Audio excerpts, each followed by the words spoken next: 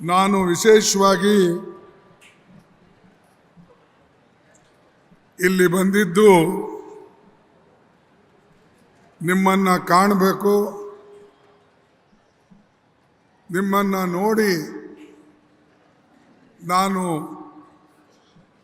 ಒಂದು ಖುಷಿ ಪಡಬೇಕು ಅಂತಕ್ಕಂಥ ದೃಷ್ಟಿಯಿಂದ ಇಲ್ಲಿ ಬಂದಿದ್ದೆ. ಯಾಕಂದರೆ ಬೀದರ್ ಜಿಲ್ಲೆಯಲ್ಲಿ ನನಗೆ ಹುಟ್ಟಿ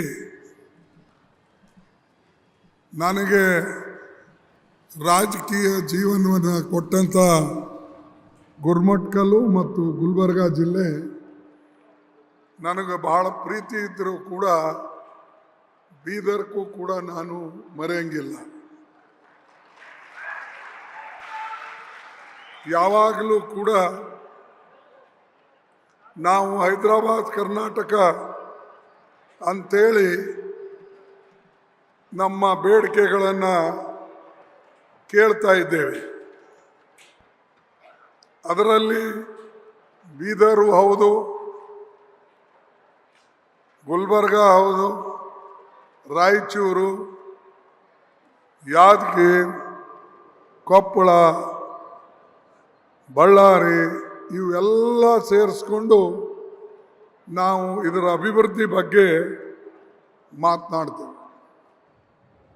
ಅದಕ್ಕೆ ಈ ಭಾಗದ ಜನ ಮತ್ತು ಅನೇಕ ಬೇರೆ ಬೇರೆ ಪಕ್ಷದಲ್ಲಿ ಇದ್ದರೂ ಕೂಡ ಈ ಭಾಗದ ಬಗ್ಗೆ ಅಭಿವೃದ್ಧಿ ಬಗ್ಗೆ ಒಕ್ಕಟ್ಟಾಗಿ ಮಾತನಾಡ್ತಕ್ಕಂಥ ಜನನೂ ಕೂಡ ಈ ಭಾಗದಲ್ಲಿ ಇದ್ದಾರೆ. ಅವರೆಲ್ಲರ ಶ್ರೇಯದಿಂದಲೇ ನಾವು ಈ ಭಾಗ ಸ್ವಲ್ಪ ಮಟ್ಟಿಗೆ ಅಭಿವೃದ್ಧಿ ಪಡಿಸಿದ್ದೇವೆ ಅಂತಕ್ಕಂಥದ್ದನ್ನು ಹೇಳಕ್ಕೆ ನನಗೆ ಹೆಮ್ಮೆ ಅನ್ನಿಸ್ತದೆ. ಒಂದು ಕಾಲ ಇತ್ತು, ಇಡೀ 4 ಜಿಲ್ಲೆ ಸೇರಿ, ಬಳ್ಳಾರಿ ಅವಾಗ ನಮ್ಮಲ್ಲಿ ಇರಲಿಲ್ಲ, 3 ಜಿಲ್ಲೆ ಸೇರಿ ಒಂದೇ ಒಂದು ಇಂಟರ್ಮೀಡಿಯೇಟ್ ಕಾಲೇಜು ಗುಲ್ಬರ್ಗದಲ್ಲಿತ್ತು. ಅಂದರೆ ನಮ್ಮಲ್ಲಿ ಡಿಗ್ರಿ ಕಾಲೇಜ್ ಕೂಡ ಇರಲಿಲ್ಲ. ಸ್ವಾತಂತ್ರ್ಯ ಪೂರ್ವದಲ್ಲಿ ಮತ್ತು ಸ್ವಾತಂತ್ರ್ಯ ನಂತರನೂ ಕೂಡ ಅನೇಕ ವರ್ಷ ಆ ಕಾಲೇಜನ್ನು ನಮಗೆ ಸಿಗಲಿಲ್ಲ. ಕೊನೆಗೆ government art and science college ಅಂತ ಹೇಳಿ ಒಂದಾದ ಮೇಲೆ ಪುನಃ ಸ್ವಾತಂತ್ರ್ಯದ ನಂತರ ನಾವು ಅನೇಕ ಕಾಲೇಜ್ಗಳು ಕಾಂಗ್ರೆಸ್ ಪಕ್ಷದ ಸರ್ಕಾರ ಬಂದಾಗ ನಾವು ಮಾಡಿದ್ದೇವೆ. ಅದೇ ಕೊಡುಗೆ ಈ ಹೈದರಾಬಾದ್ ಕರ್ನಾಟಕದಲ್ಲಿ ಇವತ್ತು ದೊಡ್ಡದಾಗಿ ನಿಂತಿದೆ. ಇಡೀ ದೇಶದಲ್ಲಿ ಪ್ರಥಮವಾಗಿ 4 ಮೆಡಿಕಲ್ ಕಾಲೇಜ್ಗಳೇನು ಬಂದಿವು, ಅದರಲ್ಲಿ ಗುಲ್ಬರ್ಗಕ್ಕೆ ಒಂದು ಬಂತು, ಇಂಜಿನಿಯರಿಂಗ್ ಕಾಲೇಜ್ ಬಂತು. ಅದೇ ರೀತಿಯಾಗಿ ಬೇರೆ ಬೇರೆ ಭಾಗಕ್ಕೆ ಬೇರೆ ಬೇರೆ ಸಂಸ್ಥೆಗಳು ಸ್ಥಾಪನೆ ಮಾಡಿ ಸಾಕಷ್ಟು ಶಿಕ್ಷಣ ಕ್ಷೇತ್ರದಲ್ಲಿ ಪ್ರೋತ್ಸಾಹ ಜನ ನೀಡಿದರು ಮತ್ತು ಸಹಾಯ ಮಾಡಿದ್ರು. ಈಗ ಶಿಕ್ಷಣ ಕ್ಷೇತ್ರಕ್ಕೆ ಯಾರು ಹೆಚ್ಚಿನ ಗಮನ ಕೊಡ್ತಾ ಇಲ್ಲ. ಹೆಚ್ಚ ಕಡಿಮೆ ಹೀಗೆ ಬಡವರಿಗೆ ಸಿಗ್ತಾ ಇರ್ತಕ್ಕಂಥದ್ದು ಇದು ನಾವು ಏನಾದರೂ ಆರ್ಥಿಕವಾಗಿ ಬಲಶಾಲಿ ಇದ್ದರೆ ನಮ್ಮ ಮಕ್ಕಳಿಗೆ ಒಳ್ಳೆಯ ವಿದ್ಯಾಭ್ಯಾಸ ಕೊಡಿಸ್ಬೋದೇ ಹೊರತಾಗಿ ಹಣ ಇಲ್ಲ ಅಂದರೆ ಮತ್ತು ನಾವು ಸರ್ಕಾರಿ ಸ್ಕೂಲ್ಗಳಲ್ಲಿ ಹಾಕಬೇಕು. ಸರ್ಕಾರಿ ಸ್ಕೂಲ್ಗಳನ್ನು ಒಳ್ಳೆಯದಾಗಿದ್ದರೆ ಅಲ್ಲಿ ಟೀಚರ್ಸ್ ಇದ್ದರೆ, ಅದರಲ್ಲಿ ವಿಶೇಷವಾಗಿ mathematics teacher, English teacher, science teacher, language teacher ಇವರಿದ್ದರೆ ಮಾತ್ರ ಮಕ್ಕಳಿಗೆ ಒಂದು ಒಳ್ಳೆ ವಿದ್ಯಾಭ್ಯಾಸ ಸಿಗ್ತದೆ. ಆದರೆ ಇವತ್ತು ಅದು ಸರ್ಕಾರಿ ಶಾಲೆಯಲ್ಲಿ ಬಹಳ ಕಡಿಮೆ ಆಗ್ತಾ ಇದೆ. ಅದಕ್ಕೆ ಶೈಕ್ಷಣಿಕ ದೃಷ್ಟಿಯಿಂದ, ಸಾಮಾಜಿಕ ದೃಷ್ಟಿಯಿಂದ, ಆರ್ಥಿಕ ದೃಷ್ಟಿಯಿಂದ ಈ ಭಾಗ ಅತ್ಯಂತ ಹಿಂದುಳಿದಿದೆ. ಅದಕ್ಕೆ ನಾವು ಆರ್ಟಿಕಲ್ 371J ತಂದೇವೆ. ಬಹಳ ಜನ ಭಾಷಣಗಳು ಮಾಡ್ತಿದ್ರು, ನಾ ಟೀಕೆ ಯಾರಿಗೂ ಮಾಡಕ್ಕೆ ಹೋಗಲ್ಲ. ಬಹಳ ಜನ ಭಾಷಣ ಮಾಡೋರು ಅದು ಆಕ್ಟು ತಯಾರು ಮಾಡ್ತಿದ್ದಿಲ್ಲ, ಕಾನೂನು ತಯಾರು ಮಾಡಿ ಇಂಥದೇ ಕಾನೂನು ನಮಗೆ ಬೇಕು ಅಂತ ಹೇಳ್ತಿರ್ಲಿಲ್ಲ. ಕೊನೆಗೆ ನಾನು ಯೋಚನೆ ಮಾಡಿದೆ, ಅರೆ ಒಂದು ಪಿಟಿಷನ್ ಕೊಟ್ಟರೆ ಕಾನೂನು ಮಾಡೋರು ಯಾರು? ಕಾನೂನು ಮಾಡೋರು ನಮ್ಮ ವಿರೋಧದಲ್ಲಿದ್ದಾರೆ. ಅಂದರೆ ಆಗಬಾರ್ದು ಅಂಥೇಳಿ ಹಿಂದೆ ಅಡ್ವಾಣಿ ಅವರು ಹೇಳಿದರು, ಇದು ಆಗಬಾರ್ದು, ಇದು ಏನಾದರೂ ಹಿಂಗೆ ಆರ್ಟಿಕಲ್ ಯಾರದು ಆಗಬಾರ್ದು ಅಂಥೇಳಿ ಅದ್ವಾನಿ ಅವರು ಹೇಳಿದರು. ಎಲ್ಲಾದರೂ ಒಂದು ರಾಜ್ಯದಲ್ಲಿ ನಾನು ಮಾಡಿದ್ರೆ ಇಡೀ ದೇಶದಲ್ಲಿ ಹಿಂಗೆ ಬೇಡಿಕೆಗಳು ಬರ್ತವೆ, ಎಲ್ಲ ಕಡೆ ಮಾಡಬೇಕಾಗ್ತದೆ. ಅದಕ್ಕೆ ನಾನು ಒಪ್ಪಲ್ಲ ಅಂಥೇಳಿ ನಾನು ಮಂತ್ರಿ ಇದ್ದಾಗ, SM ಕೃಷ್ಣ ಅವರು ಮುಖ್ಯಮಂತ್ರಿ ಇದ್ದಾಗ, ಧರ್ಮ್ ಸಿಂಗ್ ಅವರು PWD ಮಿನಿಸ್ಟರ್ ಇದ್ದಾಗ, ನಾವೆಲ್ಲರೂ ಈ ಭಾಗದ ಮಂತ್ರಿಗಳು ಅನೇಕ ಜನ ಪ್ರಯತ್ನ ಮಾಡಿದ್ವಿ. ಆವಾಗ ಅದು ಕೂಡ ಆಗಲಿಲ್ಲ. ತದನಂತರ ಧರ್ಮ್ ಸಿಂಗ್ ಅವರು ಮುಖ್ಯಮಂತ್ರಿ ಆದಮೇಲೆ ನಾವು ಪುನಃ ಪ್ರಯತ್ನ ಮಾಡಿದ್ದೇವೆ. ಆವಾಗಲೂ ಕೂಡ ಅದು ಒಪ್ಪಲಿಲ್ಲ.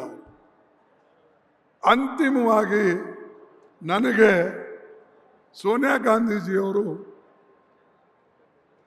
ಚುನಾವಣೆಗೆ ನೀವು ನಿಲ್ಲಬೇಕು 2009ರಲ್ಲಿ. ನಾನು ಹೇಳಿದೆ, ನನಗೆ ಈಗಾಗಲೇ ಇನ್ನೂ 4 ವರ್ಷ ಇದೆ, ನಾನು MLA.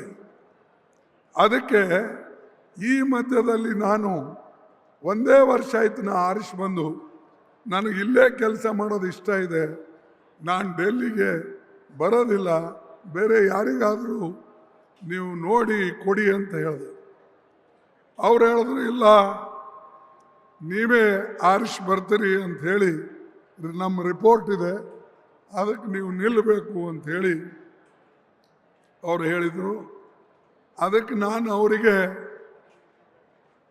ಒಂದು ಕಂಡೀಷನ್ ಹೇಳಿದೆ, ನಾನು ನಿಲ್ಲಬೇಕಾದ್ರೆ ನಮ್ಮ ಸರ್ಕಾರ ಬಂದಾಗ ನೀವು ಆರ್ಟಿಕಲ್ 371J ಮಾಡಿ ಕೊಡ್ತೀನಿ ಅಂತ ಹೇಳಿದರೆ, ಬೆಂಬಲ ನೀಡ್ತೀನಿ ಅಂತ ಹೇಳಿದರೆ ನಾನು ಖಂಡಿತವಾಗಿ ನಿಲ್ತೇನೆ ಅಂತ ಹೇಳಿದೆ. ಯಾಕಂದ್ರೆ ನಾನು 8 ಕ್ಷೇತ್ರದಲ್ಲಿ ಮನೆ ಮನೆ ತಿರುಗಬೇಕು. ಈಗಾಗಲೇ ನಾನು ಆರಿಸಿ ಬಂದಿದ್ದೀನಿ 4, ಇರಲಪ್ಪ ಸ್ವಲ್ಪ ಆಮೇಲೆ ಜೋಸ್, 4 ವರ್ಷ ಇನ್ನೂ ಇದೆ ನಂದು. ಅದಕ್ಕೆ ನಂದು ಇದ್ದ ಮೇಲೆ ನಾನು ಸುಮ್ಮನೆ ಚುನಾವಣೆಗೆ ಹೋಗೋದು ಸರಿ ಇಲ್ಲ ಅಂತ ಹೇಳಿ ನಾನು ಯೋಚನೆ ಮಾಡಿ ಈ ಮಾತು ಹೇಳಿದ್ದೆ. ಆಮೇಲೆ ಈ ಮಾತನ್ನು ಕೇಳಿದ ಮೇಲೆ ಅವ್ರು ಹೇಳಿದ್ರು, ಇಲ್ಲ ಇದು ಹೆಂಗೆ ಸಾಧ್ಯ, ನಮ್ಮದು ಅಷ್ಟೊಂದು ಮೆಜಾರಿಟಿ ಬರಬೇಕಲ್ಲ, ಇದಕ್ಕೆ 2/3 ಮೆಜಾರಿಟಿ ಬೇಕು. ಅಂದರೆ ಪಾರ್ಲಿಮೆಂಟ್ನಲ್ಲಿ 43 ಜನ ಇದ್ರೆ ನಮಗೆ ಕನಿಷ್ಠ 330 ಜನ ಬೇಕು. ನಾವು 208 ಜನನೂ ಇರಲಿಲ್ಲ. ಆವಾಗ 330 ತರಬೇಕು. ನನಗೆ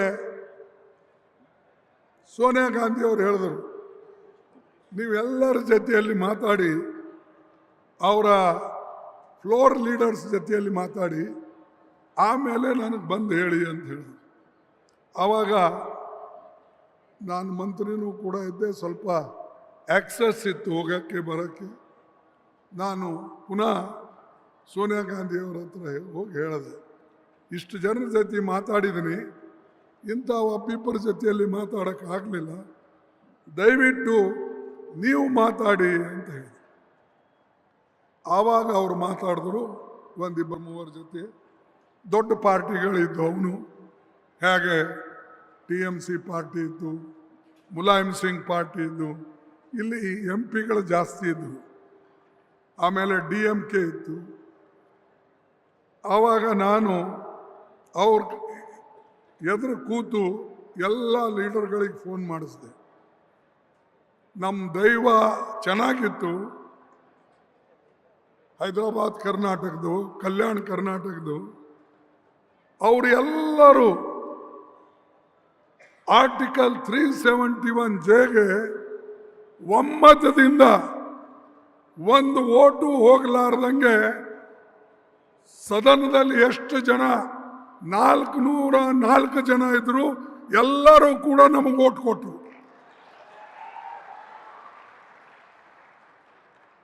ಯಾಕೆ ನಾ ಇದು ಹೇಳ್ತೀನಂದ್ರೆ, ಇದು ಒಂದು ಮಾಡತಕ್ಕಂಥ ಪ್ರಯತ್ನ.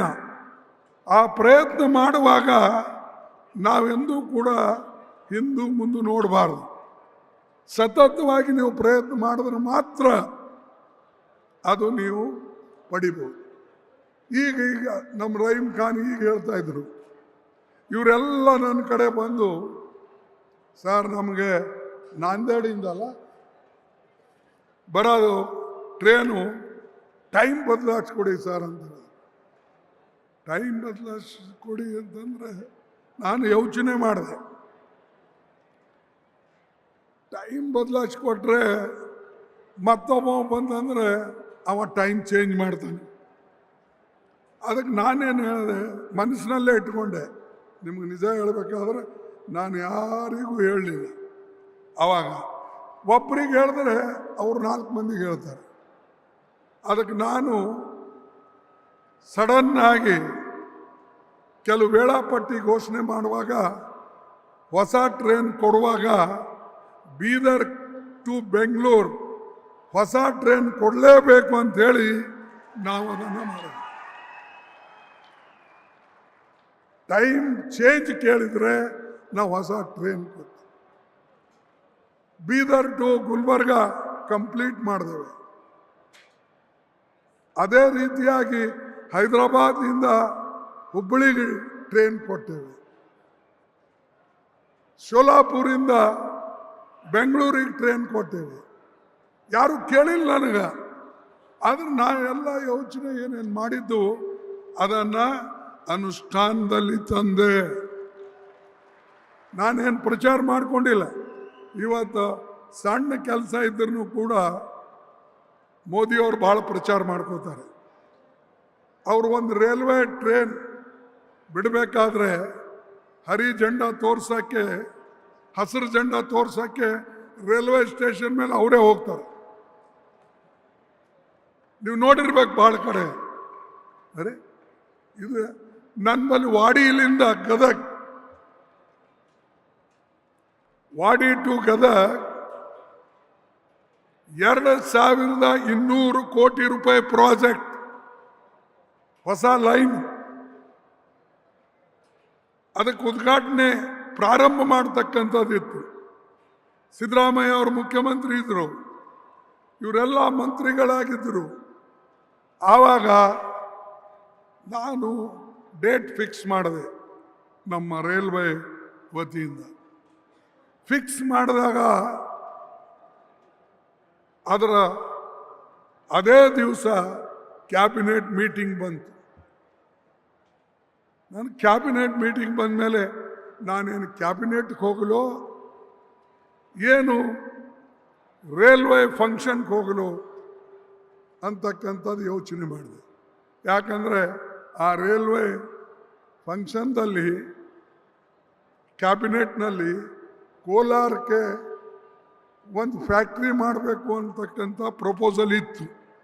ಅದಕ್ಕೆ ನಾನೇನು ಮಾಡಿದೆ, ಅಂಥ ಪ್ರಾಜೆಕ್ಟ್ ಒಂದು ಅಪ್ರೂವ್ ಮಾಡಿಸುವಾಗ ನಾನು ಇರದೆ ಹೋದರೆ ಕ್ಯಾಬಿನೆಟ್ನಾಗ ಅದು ತೀರ್ಮಾನ ಆಗೋದಿಲ್ಲ.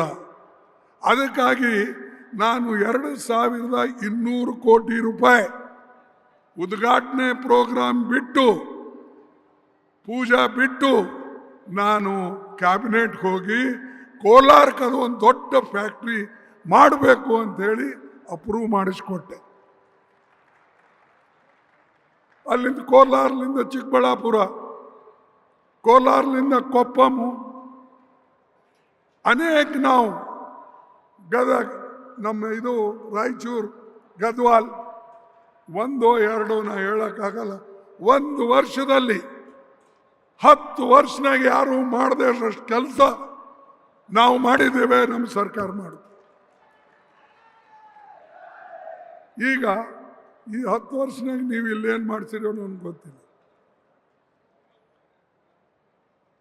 ನಮ್ಮಲ್ಲಿ ಇದ್ದ ಕೆಲಸಗಳನ್ನು ಮೋದಿಜಿ ಅವ್ರು ನಿಲ್ಲಿಸಿದ್ರು. ಯಾಕೆ ನಿಲ್ಲಿಸಿದ್ರು ಗೊತ್ತಿಲ್ಲ.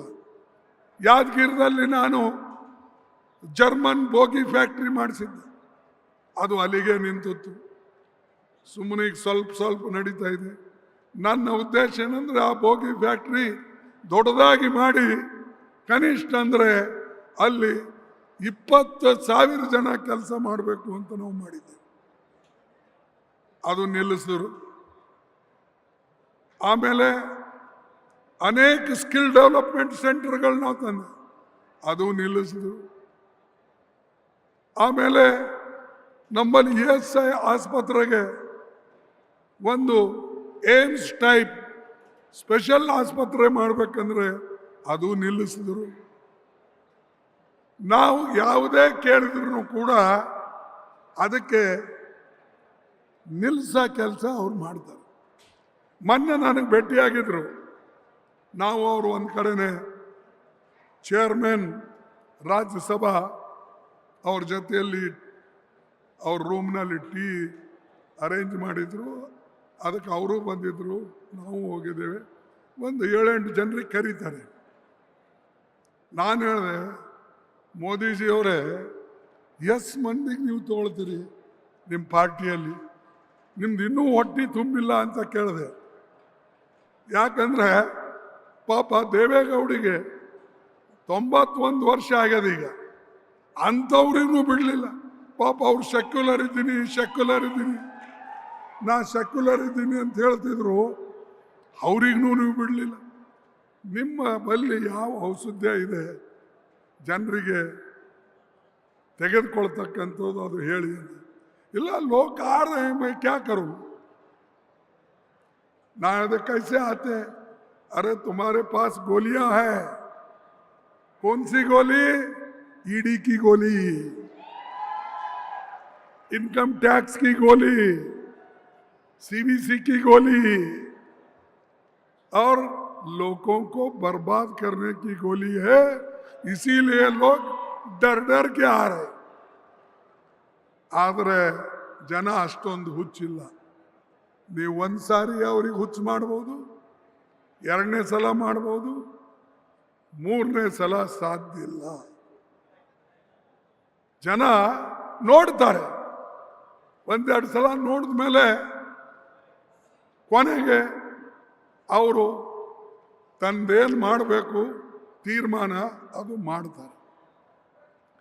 ಅದಕ್ಕಾಗಿ ನಾವು ವಿಶೇಷವಾಗಿ ಇವತ್ತು ನನ್ನ ಅಭಿನಂದನಾ ಸಮಾರಂಭದಲ್ಲಿ ನೀವು ಇಟ್ಕೊಂಡಿದ್ರಿ, ನನಗೆ ಗೊತ್ತಿಲ್ಲ, 17 ಸಂಘಟನೆಗಳು, 4-5 MLAಗಳು, MLCಗಳು ಸೇರಿ ನಾ ತಿಳ್ಕೊಂಡು 17 ಸಂಘಟನೆ ಅಂದರೆ ಒಬ್ಬೊಬ್ಬರು 5,000 ಜನ ಬಂದ್ರೂ ಇದೆಲ್ಲ ತುಳುಕ್ತಿತ್ತೇನೋ ಅಂತ ನನಗೆ ಅನಿಸ್ತದೆ. ಸುಮಾರು 1 ಲಕ್ಷ ಜನ ಆಗವು. ಅಥವಾ MLA ಇಲ್ಲಿ ಎಲ್ಲ ಮಾಡಿದ್ರೆ ನನಗನ್ನಿಸ್ತದೆ 1-2 ಲಕ್ಷ ಜನ ತುಂಬಿ ಹೋಗೋದು. ಬಟ್ ನಾನು ಅದು ಅಂದರೆ ಹೇಗೆ ನಾವೆಷ್ಟೇ ಪ್ರಯತ್ನ ಮಾಡಿದ್ರೂ ಜನರ ಮನಸ್ಸನ್ನು ಒಲಿಸೋಕ್ಕಾಗೋದಿಲ್ಲ. ಹೇಳೋದು ಚೆನ್ನಾಗಿರ್ತದೆ, ನಾವು ಇಷ್ಟು ಸೇರಿಸ್ತೇವೆ ಅಷ್ಟು ಸೇರಿಸ್ತೇವೆ, ನೀವು ಬರ್ರಿ ಅಂತ. ಈಗ ನಾನು ಬಂದೆ ಡೆಲ್ಲಿಯಿಂದ, ಸಂತೋಷ ನೀವು ಇಷ್ಟೊಂದು ಮಾಡಿರಿ, ಇದು ಸಂತೋಷ. ನಿಮಗೆಲ್ಲರಿಗೆ ನಾನು ಧನ್ಯವಾದ ಕೊಡ್ತೇನೆ. 17 ಸಂಘಟನೆಗಳಿಗೂ, ಈಶ್ವರ್ ಖಂಡ್ರೆ, ರಾಜಶೇಖರು, ಎಲ್ಲರೂ MLAಗಳು, ರಹೀಮ್ ಖಾನು, ಎಲ್ಲ DCC ಪ್ರೆಸಿಡೆಂಟ್ರು, ಎಲ್ಲರಿಗೂ ಕೂಡ ನಾನು ನನ್ನ ಹಾರ್ದಿಕ ಅಭಿನಂದನೆಗಳನ್ನು ಸಲ್ಲಿಸ್ತೀನಿ. ಆದರೆ ನಮ್ಮ ಮುಂದೆ 2024 ಗುರಿ ಭಾಳ ದೊಡ್ಡದಿದೆ. ನನಗೇನು ನೀವು ಇಲ್ಲಿ ಕರೆಸಿ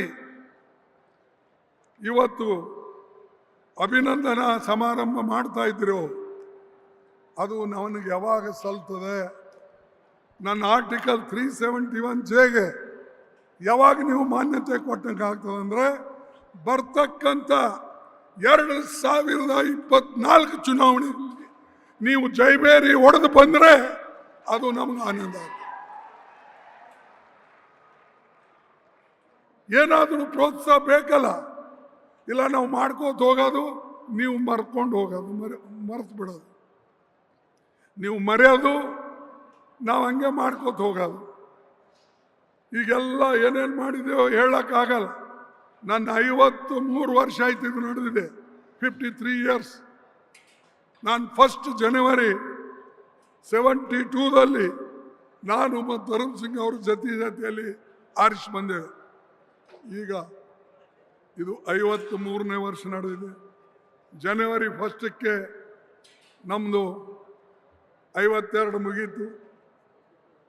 ನಾನು ಈ ಮಾತು ಯಾಕೆ ಹೇಳ್ತೀನಿ ಅಂದರೆ, ಇಷ್ಟೊಂದು ದೀರ್ಘಕಾಲ ನಾವು ಸೇವೆ ಕೈಲಾದಷ್ಟು ಮಾಡಿದ್ದೇವೆ. ಆದರೆ ನನ್ನ ಇಚ್ಛೆ ಏನಂದರೆ, ಯಾವ ತತ್ವದ ಮೇಲೆ ನಿಮ್ಮ ನಂಬಿಕೆ ಇದೆ ಆ ತತ್ವಕ್ಕೆ ನೀವು ಬೆಂಬಲ ಕೊಡಬೇಕು.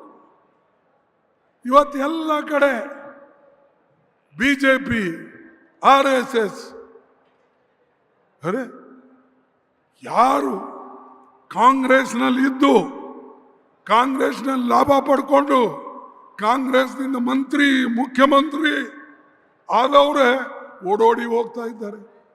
ಯಾರು ಹೆದರಿಸ್ತಾ ಇದ್ದಾರೆ ಅವರಿಗೆ? ಇಡಿ ಹೆದರಿಸ್ತಾ ಇದೆ, ಮೋದಿ ಹೆದರಿಸ್ತಾ ಇದ್ದಾರೆ. ನಾವು ಆರಿಸಿ ಬಂದಂಥ ಅನೇಕ ರಾಜ್ಯಗಳಲ್ಲಿ ಸರ್ಕಾರ ಕೆಡುತ್ತಾರೆ, ಸರ್ಕಾರ ಬೀಳಿಸ್ತಾರೆ.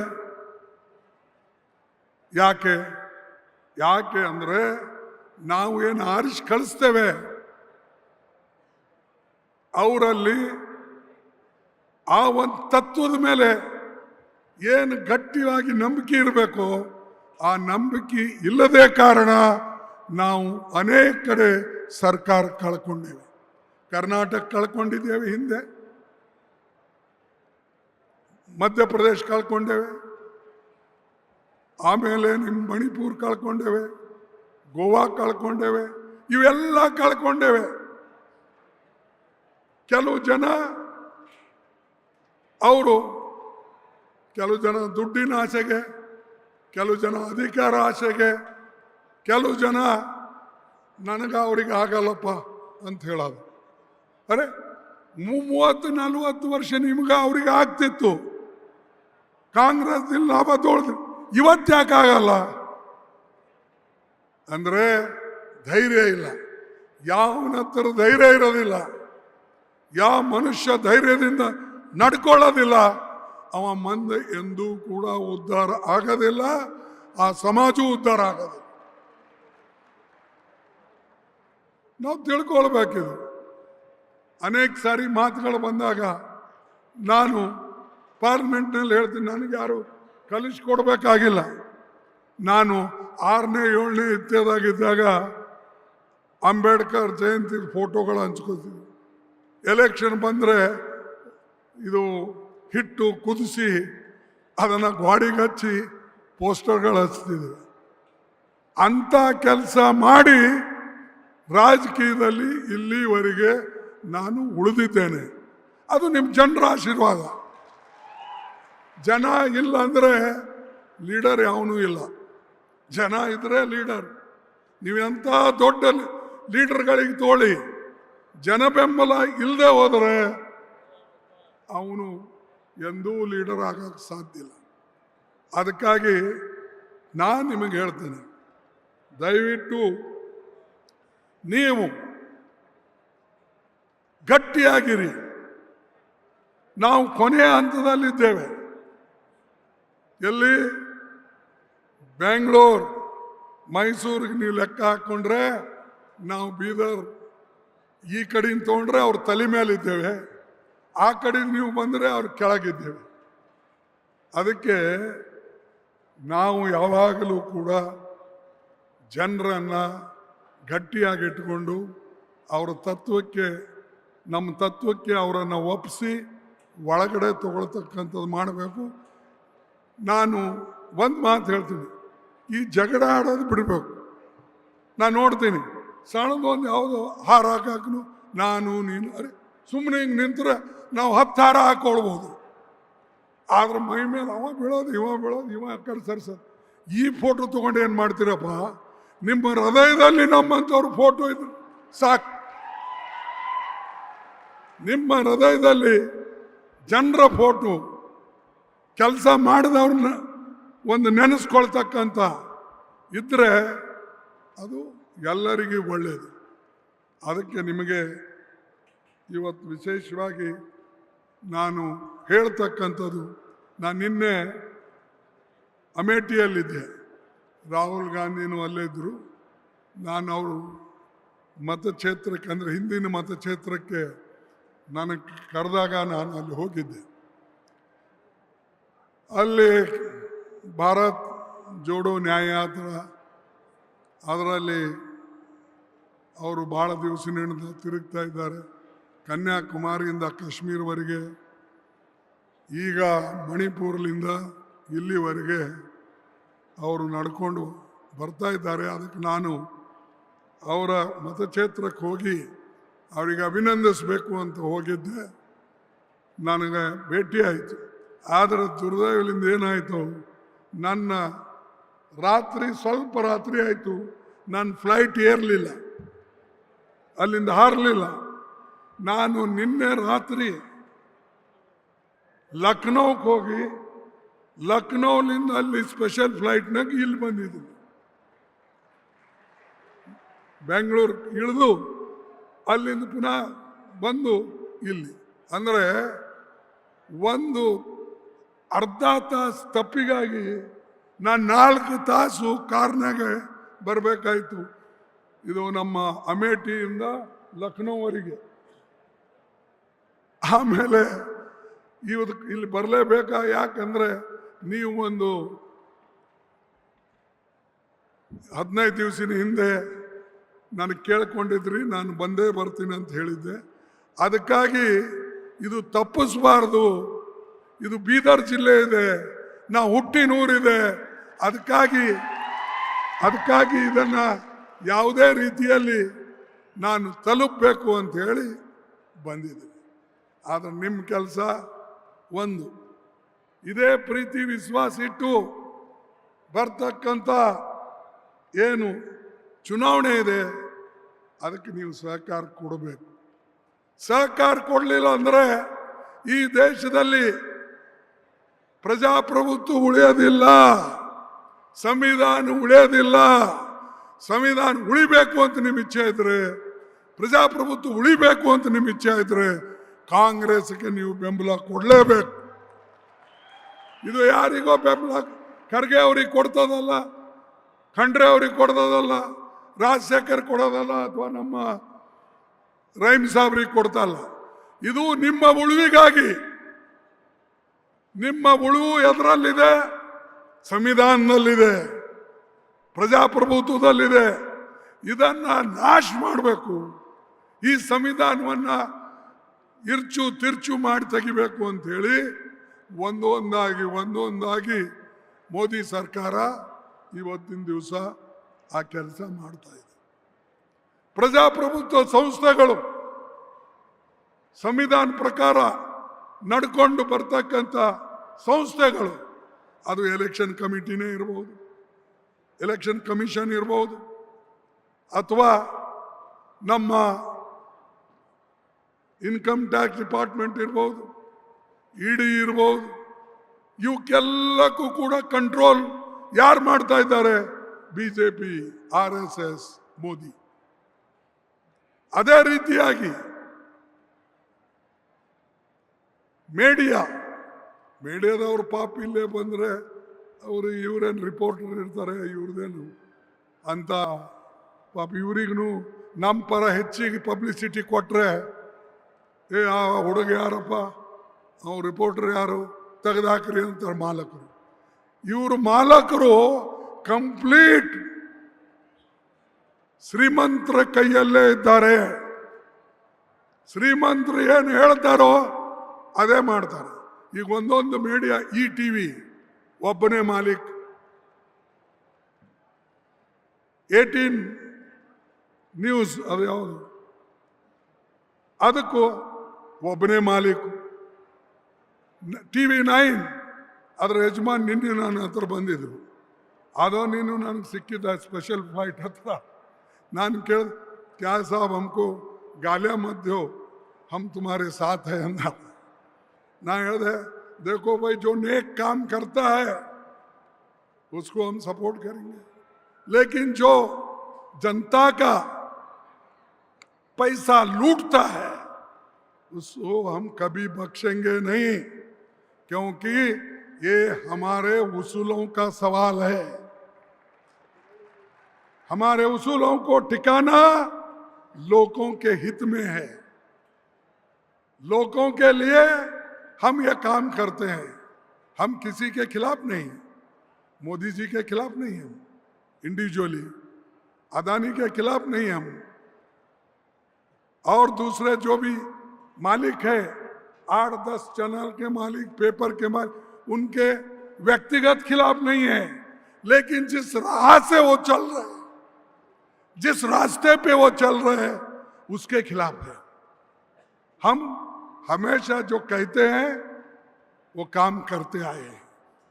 नरेगा का मदद किसने किया? बोलिए, किसने किया?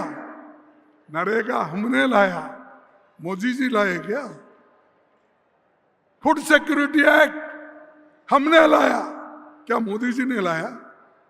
उन्होंने आप बोलते हैं बड़े बड़े बात, कहीं भी जाओ, मैं इस देश में गरीबों के लिए 80 करोड़ गरीबों को फ्री खाना दे रहा हूं. कहां से दे रहे भाई? तुम्हारे से पहले तो सोनिया गांधी एक्ट बनाई. हमारी गवर्नमेंट यहाँ आने पर कांग्रेस गवर्नमेंट सिद्धरामैया के नेतृत्व में हम फ्री राइस दे दिए. Free rice.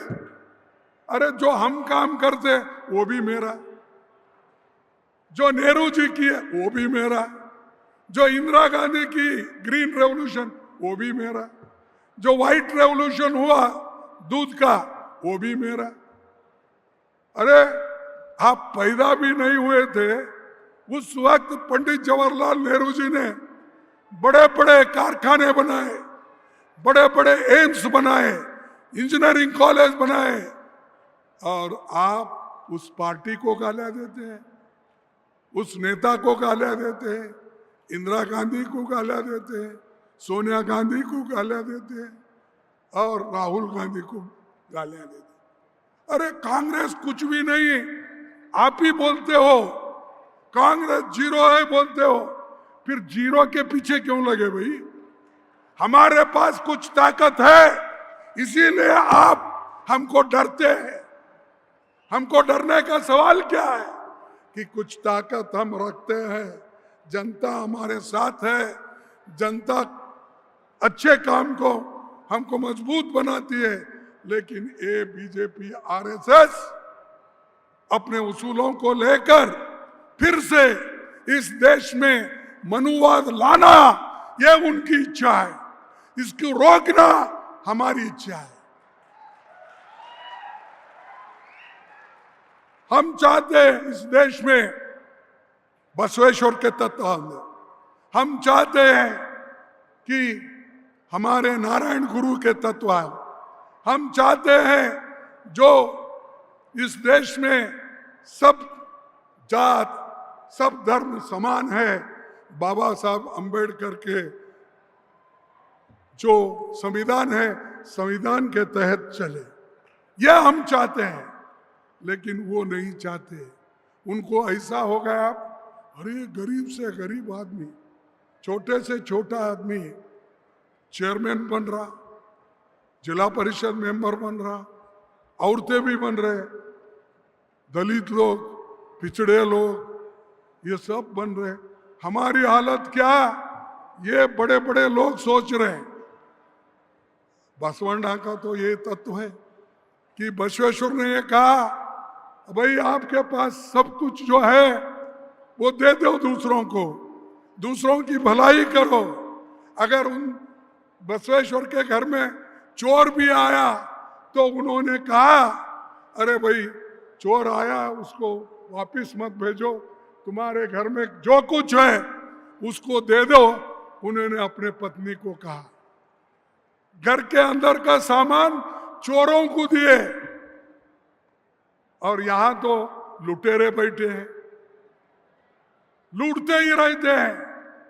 बड़े बड़े 13 लाख करोड़ सरकारी बैंक का पैसा अमीरों को दिए, 13 लाख करोड़।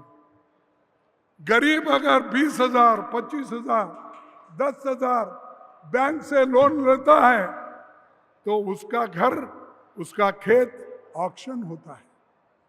इनको क्यों ऑक्शन नहीं करते आप? इनको क्यों पकड़ के जेल में नहीं डालते? 13 लाख करोड़ लिए माफ। ऐसा कोई गरीब किसान को माफी किया? और इलेक्शन से पहले तो बोलते ही है, मोदी जी क्या बोले? पहले तो बोले वो, अरे भाई जो भी नौजवान लोग हो तुमको सालाना 2-2 करोड़ नौकरी दूंगा। बोले या नहीं बोले? तुमको मिला दिखता है इसीलिए तो नहीं बोल रहे। बीदर वालों को मिला 2 करोड़ नौकरियां? नहीं, आप इतने खामोश है तो मैं समझ सकता हूं तुम लोगों को मिला। मोदी खुद आकर आपको दिया होगा अपॉइंटमेंट ऑर्डर। अगर 2 करोड़ नौकरियां देश में नहीं मिले हैं तो आपको समझना चाहिए, क्या मोदी जी झूठे हैं, क्या लोग झूठे हैं? तो आप बताएं। फिर वो कैसा बोले?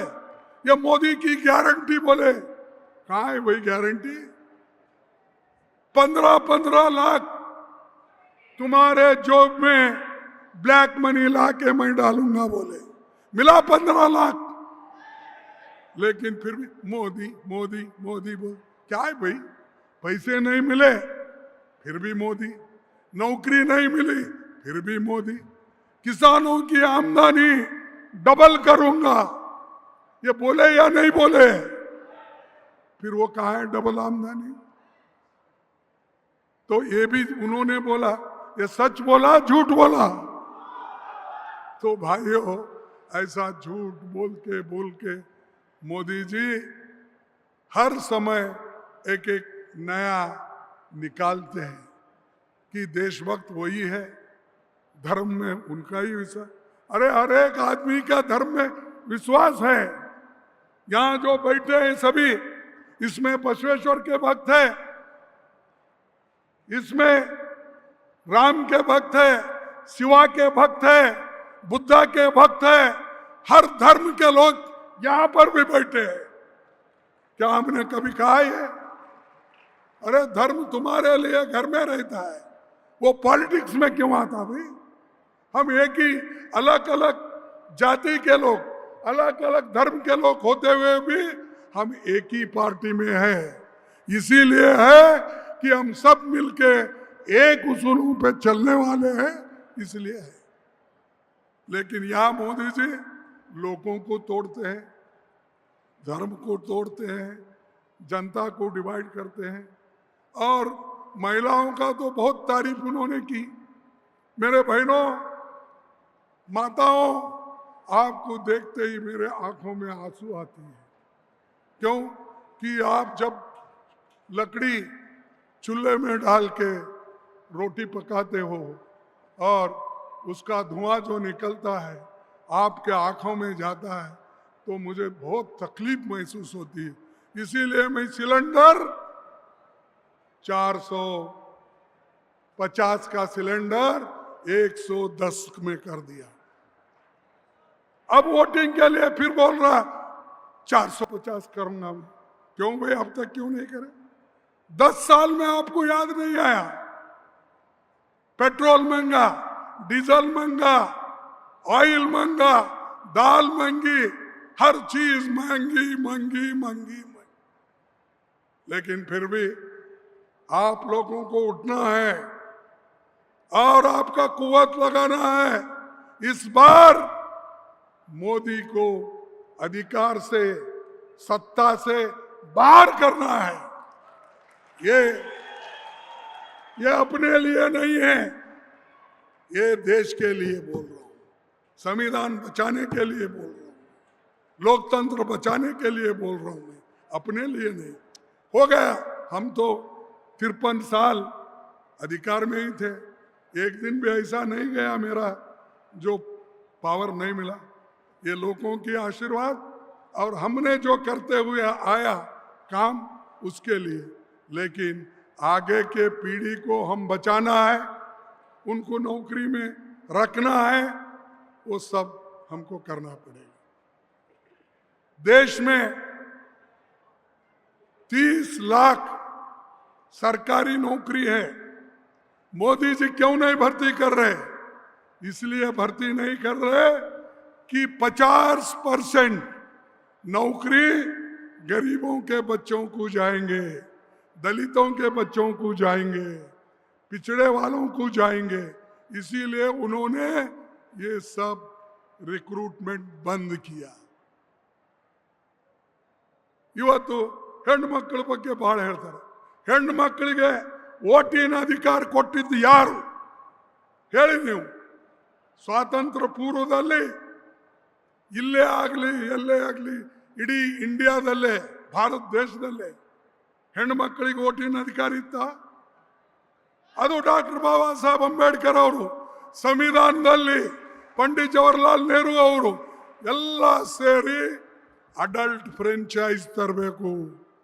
ಯಾರೇ ಇರಲಿ, ಅವರಿಗೆ 21 ವರ್ಷ ವಯಸ್ಸಾದ್ರೆ ಅವರೆಲ್ಲರಿಗೂ ವೋಟಿನ ಅಧಿಕಾರ. ಹೆಣ್ಣಿರಲಿ, ಗಂಡಿರಲಿ, ರೈತಿರಲಿ, ಕೂಲಿ ಕೆಲಸ ಮಾಡೋವಿರಲಿ, ಯಾರೇ ಇದ್ರೂ ಕೂಡ ಅವರಿಗೆ ವೋಟಿನ ಅಧಿಕಾರ. ಹೆಣ್ಣು ಮಕ್ಕಳಿಗೆ ಹೊರದೇಶನಾಗ, ಅಮೇರಿಕಾದಾಗ ಇರಲಿಲ್ಲ, ಆಸ್ಟ್ರೇಲಿಯಾದಾಗ ಇರಲಿಲ್ಲ ವೋಟಿನ ಅಧಿಕಾರ, ಇಂಗ್ಲೆಂಡ್ನಾಗ ಇರಲಿಲ್ಲ, ಫ್ರಾನ್ಸ್ನಾಗ ಇರಲಿಲ್ಲ. ವೋಟಿನ ಅಧಿಕಾರ ಅವರಿಗೆಲ್ಲ ಸಿಕ್ಕಿದ್ದು ಪ್ರಜಾಪ್ರಭುತ್ವ ಬಂದ ಮೇಲೆ 100 ವರ್ಷ, 200 ವರ್ಷ, 300 ವರ್ಷ ಆದ್ಮೇಲೆ ಸಿಕ್ಕಿದ್ದು. ನಮಗೆ ಅಧಿಕಾರ ಬಂದಿದ್ದು, ನಮ್ಮ ತಾಯಿಂದರಿಗೆ ಅಧಿಕಾರ ಬಂದಿದ್ದು ಬಾಬಾ ಸಾಹೇಬ್ ಅಂಬೇಡ್ಕರ್ ಅವರು 26 ಜನವರಿ 1950ಗೆ ಏನು ಇಂಪ್ಲಿಮೆಂಟ್ ಮಾಡಿದ್ರು, ಅದನ್ನು ಅನುಷ್ಠಾನದಲ್ಲಿ ತಂದರು. ಅದೇ ದಿವಸದಿಂದ ಹೆಣ್ಣು ಗಂಡು ಎಲ್ಲರಿಗೂ ಸರಿ ಸಮಾನವಾದಂಥ ವೋಟಿನ ಅಧಿಕಾರ ಕೊಟ್ಟರು. ಅದಕ್ಕಾಗಿ ಇವತ್ತು ನಾವು ಇಲ್ಲಿದ್ದೇವೆ. ಖಂಡ್ರೆ ಅವರಿದ್ದಾರೆ, ಈ ವೇದಿಕೆ ಮೇಲೆ ಕುಳಿತಂಥವ್ರು ಪಂಚಾಯತ್ ಮೆಂಬರ್ಸ್ ಇರ್ಬೋದು, ಇವರು ನಮ್ಮ ಮುನ್ಸಿಪಾಲ್ಟಿದವ್ರು ಇರ್ಬೋದು, ಯಾರೇ ಇರ್ಬೋದು. ಇವರೆಲ್ಲರಿಗೆ ಅಧಿಕಾರ ಸಿಕ್ಕಿದ್ದು ಕಾಂಗ್ರೆಸ್ ಪಾರ್ಟಿಯಿಂದ. ಆದರೆ ಮೋದಿಯವರು हमने किया, हमने किया। आप कुछ नहीं किए भाई। हमने जो स्कूल बनाए, हमने जो यूनिवर्सिटी बनाए, उस यूनिवर्सिटी में आप पढ़ के आए। आप कहां से बनाते? तो ये लोग जो हम किए उसको भी हम किए ये बोलते जा रहे हैं. तो इसीलिए मैं आप तमाम लोगों से ಅದಕ್ಕೆ ನಿಮ್ಮೆಲ್ಲರಿಗೆ ನಾನು ಕೇಳ್ಕೊಳ್ತೇನೆ, ಈ ದೇಶದಲ್ಲಿ ನಾವು ಬದುಕಬೇಕು ಅಂದರೆ, ಬಾಳಬೇಕು ಅಂದರೆ ಪ್ರಜಾಪ್ರಭುತ್ವ ಉಳಿಸ್ಕೋಬೇಕು, ಸಂವಿಧಾನ ಉಳಿಸ್ಕೊಳ್ಬೇಕು, ಮತ್ತು ಎಲ್ಲರಿಗೆ ಸರಿಸಮಾನ ಹಕ್ಕು ಸಿಗ್ತಕ್ಕಂಥದ್ದು, ನ್ಯಾಯ ಸಿಗ್ತಕ್ಕಂಥದ್ದು ನಾವು ಕೆಲಸ ಮಾಡಬೇಕು.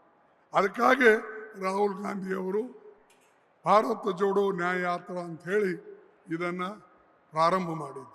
ನಿಮ್ಮೆಲ್ಲರ ಸಹಕಾರ ಇರಲಿ, ನಿಮ್ಮೆಲ್ಲರ ಬೆಂಬಲ ಇರಲಿ. ಮತ್ತು ಇವತ್ತು ನನಗೆ ಇಲ್ಲಿ ಕರೆಸಿ ತಾವೇನು ಅಭಿನಂದಿಸಿದ್ದೀರಿ, ಅದಕ್ಕೆ ನಿಮ್ಮೆಲ್ಲರಿಗೆ ಇನ್ನೊಮ್ಮೆ ನಾನು ಧನ್ಯವಾದಗಳನ್ನು ಹೇಳಿ ನನ್ನ ಮಾತನ್ನು ಮುಗಿಸ್ತೇನೆ. ಜೈ ಹಿಂದ್, ಜೈ ಕನ್ನಡ. ಎರಡು ಜೈ ಜೈಕಾರ ಹೊಡಿತೀನಿ, ನೀವು ಅದೇ ರೀತಿಯಾಗಿ ಹೇಳಬೇಕು. ಜೈ ಹಿಂದ್, ಜೈ ಹಿಂದ್, ಜೈ ಹಿಂದ್, ಜೈ ಹಿಂದ್, ಜೈ ಹಿಂದ್, ಜೈ ಹಿಂದ್, ಜೈ ಕಾಂಗ್ರೆಸ್, ಜೈ ಕಾಂಗ್ರೆಸ್, ಜೈ ಕಾಂಗ್ರೆಸ್, ಜೈ ಕಾಂಗ್ರೆಸ್, ಜೈ ಕಾಂಗ್ರೆಸ್. ಜೈ ಕಾಂಗ್ರೆಸ್. ಬಂಧುಗಳೇ, ಮಲ್ಲಿಕಾರ್ಜುನ್ ಖರ್ಗೆ ಅವರಿಗೆ ಜೈ. ಮಲ್ಲಿಕಾರ್ಜುನ್ ಖರ್ಗೆ ಅವರಿಗೆ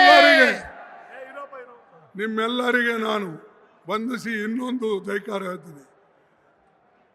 ಜೈ ಭೀಮ್, ಜೈ ಭೀಮ್, ಜೈ ಭೀಮ್, ಜೈ ಭೀಮ್, ಜೈ ಭೀಮ್. ಜೈ ಭೀಮ್. ನಿಮ್ಮೆಲ್ಲರಿಗೆ ವಂದಿಸಿ ಮುಕ್ತಾಯ ಮಾಡ್ತೀನಿ. ನ್ಯೂಸ್ ಫಸ್ಟ್ ನಿರ್ಭೀತಿಯಿಂದ ನಿಮ್ಮ ಪರವಾಗಿ.